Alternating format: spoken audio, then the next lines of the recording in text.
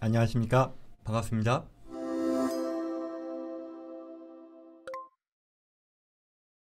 두 번째 질문입니다.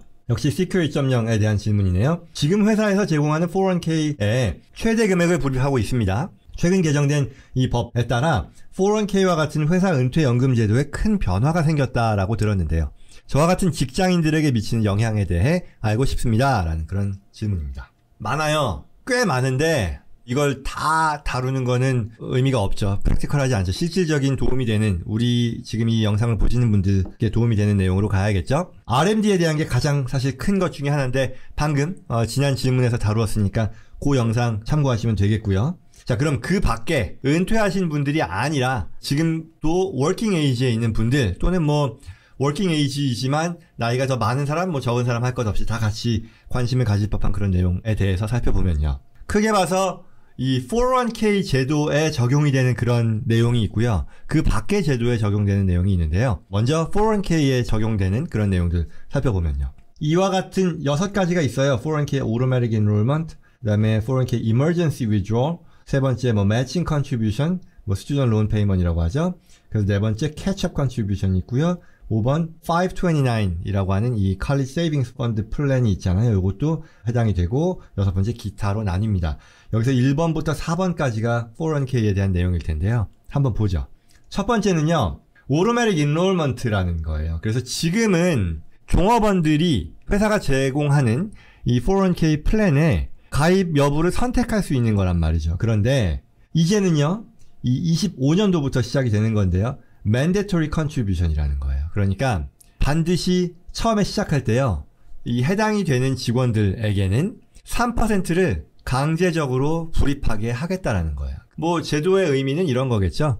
정부 차원에서 각각의 그 개개인들이 강제적으로 이와 같은 회사가 제공하는 은퇴연금 제도에 유도하겠다라는 거죠. 유도라고 말하는 이유는 옵트아웃 할 수는 있거든요. 그러니까 내가 상황이 좋은 제도인 거는 당연히 알지만 내가 지금 이거를 할 수 있는 여력이 안 된다. 그래서 나는, 그러니까 디폴트는 오토매티컬리 이 프로그램의 3%를 내가 불입하는 걸로 가야 되는데 나 그거 안 할게요 라고 선택할 수 있다라는 거죠. 그 내용이 이제 새롭게 이 Secure Act 2.0에서는 법으로 확정이 됐다라는 거죠. 25년부터 적용이 됩니다.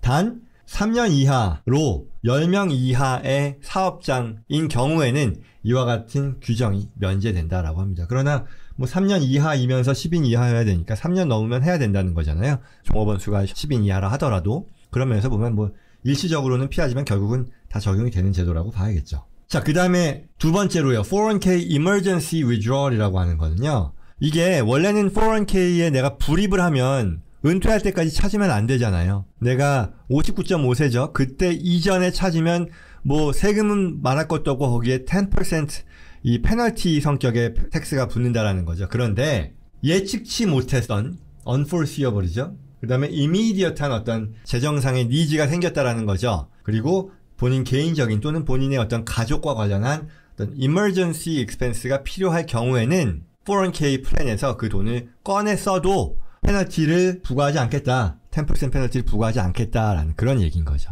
한도는요, 연간 1000불까지 할 수 있다라는 거죠. 그러나 이에 대해서 소득세는 부과하고요. 페널티가 부과되지 않는 것이죠. 그리고 2024년이니까요. 24년부터 이 제도가 이펙티브 한 것이고요. 그리고 이와 같이 빌린 돈에 대해서는요, 3년 내에 반환해야 된다라는 그런 내용입니다. 어떤 이머전시 상황에서 쓸 수 있는 그런 좋은 옵션이 되겠죠. 사람에 따라서는요. 자, 세 번째는요, 매칭 컨트리뷰션을 하는데 이 스튜던트 론 리페이먼트로도 할 수 있다라는 그런 얘기입니다. 이건 뭐냐 하면요, 회사가 매칭을 해주잖아요. 우리가 401k 제도의 경우는 많은 경우 뭐 강제성은 없습니다만 각각의 종업원들이 이 401k, 회사의 401k 플랜에 내 급여의 일부를 컨트리뷰트 할 때 회사가 매칭해주는 그런 경우가 있죠. 뭐 5%, 3%, 4% 하는데, 그런데 특히 이제 사회 초년생들 같은 경우는 학자금 대출이 남아있으니까 월급 받아가지고 그거 갚느라고 이와 같은 이 401k에 넣을 수 있는 여력이 안 되는 경우들이 많다는 거죠. 충분히 그럴 수 있겠죠. 그랬을 때, 그러면 이게 내가 401k에 넣지도 못할 뿐더러 거기에 넣지 않다 보니 못하다 보니 회사로부터 받을 수 있는 매칭 베네핏까지도 누릴 수 없는 그런 상황이 되잖아요. 그래서 이걸 피할 수 있게 해주고자 만약 내가 실제로 나의 급여에 대해서 스튜던트 론을 받는데 그 금액을 쓰게 된다고 하면 마치 이것을 401k 컨트리뷰션처럼 인정해서 회사가 매칭하는 것을 허락해 주겠다는 그런 얘기죠. 그렇죠? 이해하기 어렵지 않죠? 대신에 회사 입장에서는 할 수 있다라는 것이 강제한다라는 얘기는 아니고요. 그리고 이를 위해서 당연히 이 론 리페이먼트에 대한 프루프는 뭐 회사가 확보를 해야 될 것이고요. 그리고 이 회사에 따라서는 이 매칭 규정 그리고 이 매칭된 펀드가 최종적으로 그 종업원에게 자산으로 이 베스팅이 된다고 하잖아요. 확보가 되기까지 어떤 자격 요건을 심사할 수가 있어요. 예를 들어 회사가 매칭을 해주더라도 그게 온전히 종업원 자산이 되기 위해서는 인정받기 위해서는 뭐 기간이 얼마 필요하다라고 한다면 이와 같은 이 론 리페이먼트로 지급해 주는 거 역시도 이러한 베스팅 스케줄을 따라가게 할 수 있다는 그런 얘기고요. 24년 1월 1일부터 개시된다고 합니다. 그래서 회사에서 본인이 다니는 회사에서 이와 같은 프로그램을 제공한다 그러면 꼭 활용을 해야겠죠. 내가 스튜던트 론 리페이 하는 거에 있어서 같은 성격의 매칭 베네핏을 누릴 수 있어야겠죠. 자, 네 번째는요. 401k 캐치업 컨트리뷰션이요. 캐치업 컨트리뷰션 원래 50세 이상부터 할 수 있는 그 제도가 있죠. 7,500불인가요? 그런데 그 이상으로 할 수 있다라는 거예요. 언제? 누가? 60세부터 63세에 있는 분들이고요. 25년부터 해당이 됩니다. 여기 나이에 해당되지 않는 분들은 뭐 자격은 안 되는 것이고요. 그러면 추가로 얼마냐? 10,000불까지 추가를 할 수 있다라는 거죠. 그런데 이렇게 하는 데 있어서 제약은 만약에 그 전년도의 급여가 14만 5천 이상일 경우에는요. 이와 같은 10,000불의 추가 불입금이라고 하는 것은 회사가 제공할 경우에 그 Roth 401k에 넣는다거나 아니면 회사가 일반 이 트래디셔널 401k만 제공한다고 하면 이와 같은 10,000불의 추가 금액은요. 애프터 텍스로 불입하는 것으로만 가능하다라는 것이고요. 만약 내가 전년도 급여가 14만 5천 불 이하였을 경우에는 방금 말씀드린 이와 같은 제약 없이 말하자면 트래디셔널 401k에도 프리텍스로 넣을 수 있게 된다라는 그런 차이를 두고 있습니다. 자, 여기까지가 401k와 관련된 시큐어 액트 2.0에서 관심을 두면 좋을 그런 내용이었었고요. 자, 다음으로요. 5번째, 이것도 굉장히 관심 가질 분들이 많을 텐데요. 529 College Saving Plan이라는 게 있어요. 이건 뭐냐면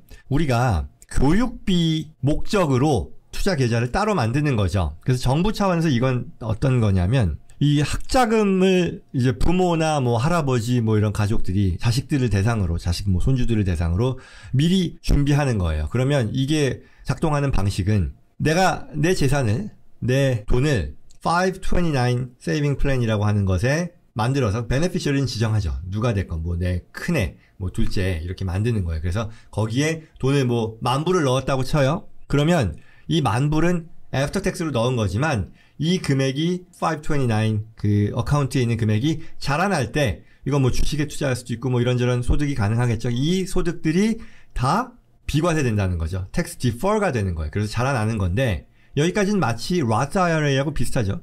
그리고 이걸 찾을 때도 교육비 목적으로 쓸 경우에는 이게 과세되지 않고 쓸 수 있게 해주는 그런 혜택입니다. Roth하고 비슷한데 찾아 쓰는 데 있어서의 제약인 거잖아요. 그런데 문제가 있어요. 이걸 하는 분들이 우려하는 것은 얼마를 내가 넣어야 되느냐가 사실 좀 걱정이 되는 거잖아요. 왜?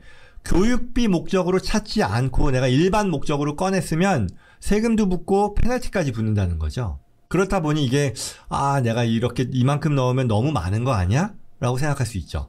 베네피셔리가 또 정해져 있으니까. 예를 들어 내 애한테 이걸 제공하려고 했는데 애가 공부 잘해서 장학금을 받았어요. 그럼 그걸 내가 찾아 쓸 일이 없단 말이죠. 물론 베네피셔리 트랜스퍼하고 이런 것도 있지만 뭐 그런 것들 감안하기 이전에 그죠 근본적인 걱정이 있잖아요. 장학금을 받을 경우도 있겠고 또는 대학교 안 가면 어떡하냐는 거죠. 그런 경우도 충분히 있잖아요. 그랬을 때 이게 529 플랜을 쓰는 데 있어서의 어떤 걱정거리였었는데 이걸 어떻게 해결하느냐. 35,000불까지에 대해서는 Roth IRA로 롤오버 할 수 있게 해준다는 거죠. 그런 혜택을 준다고 합니다. 언제부터? 24년도부터입니다. 그런데 여기에서는 자격이 있어요. 이 529 계좌가 15년 이상 된 계좌여야 된다는 거죠. 여기 이 35,000불의 잔액이 남았을 때 옮기기 위해서는요, 15년 이상 된 529 계좌여야 된다라는 조건이 필요하고요. 그 다음에 이 Roth IRA는요, 당연히 그 529의 베네피셔리가 있잖아요. 그 베네피셔리 명의의 Roth IRA로 옮겨야 된다라는 그런 조건이고요. 그리고 만약에 내가 이 529 플랜에다가 불입을 했는데 그 불입금이요, 직전 5년 이내에 불입한 금액이라고 하면 이와 같은 롤오버의 작용을 갖지 못한다라는 그런 얘기죠. 그러니까 원래부터 로스를 생각하고 529을 쓰는 그런 상황을 막겠다라는 그런 취지겠죠. 그리고 이게 Roth IRA 같은 경우 금년에 뭐 6,500불, 7,000불 뭐 이렇게 매년 제약이 있지 않습니까? 이와 같은 IRA 컨트리뷰션 제한의 규정은 이 롤오버 금액에 대해서도 똑같이 적용이 된다라는 그런 조건이 있다고 하네요. 이 부분 역시 감안해서 529 플랜 쓰시는 분들이 꼭 활용하면 좋겠습니다. 남는 경우에. 자, 그 다음에 이제 여기까지였고요. other 플랜으로 꼭 봤으면 했었던 거는 뭐냐면, 우리가 이게 있어요. 개별 그 기업들이 할 수 있는 리타이먼트 플랜 중에는요, 뭐 401k 지금까지 말씀드렸지만 그 밖에 다른 것도 있잖아요. 디파인 베네핏도 있고, 그리고 뭐 회사에 따라서는 뭐 simple IRA, 뭐 simple 401k라고도 부르고요. SEP IRA도 부르고요. 솔로 401k 뭐 이런저런 것들이 있는데, 특히 이 simple IRA하고 SEP IRA에서의 단점이라면 단점이 뭐였냐면 Roth 옵션이 없이 트래디셔널만 할 수 있었거든요. 그런데 Roth 옵션이 이제 추가가 됩니다. 언제부터? 금년부터. 그래서 이거 역시도 내가 원래 SEP을 할까 뭐 다른 걸 할까 하다가 Roth 옵션이 없으니까 나는 딴 거 해야지 하는 그런 분들이 계셨을 텐데, 이제는 SEP IRA, Simple IRA, 401k 할 때도 Roth 옵션을 채택할 수 있다라는 것 바뀐 내용이니까요. 꼭 활용하면 좋겠습니다. 여기까지가 두 번째, 이번 이 Secure Act 2.0에 변경된 내용에 대한 설명이었습니다.